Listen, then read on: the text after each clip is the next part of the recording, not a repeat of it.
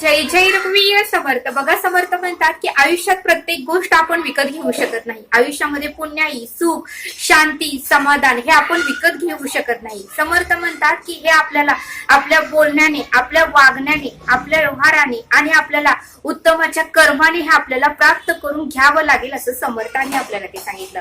आणि म्हणून समर्थ म्हणतात की येणारा प्रत्येक दिवस हा उत्तमाचाच आहे आणि प्रत्येक दिवशी आपल्याला उत्तमाचं थोडं का होईना नामस्मरण करता आलं पाहिजे आणि रोज थोडं का होईना उत्तमाची सत्कर्म आपल्याला करता आली पाहिजे आणि मगच आपल्याला सुख, शांती आणि समाधान प्राप्त होईल आणि आपली पुण्यही वाढेल असं समर्थांनी आपल्याला इथे सांगितलं. म्हणून समर्थ म्हणतात की आयुष्यामध्ये सगळ्या गोष्टी विकत घेऊ शकत नाही.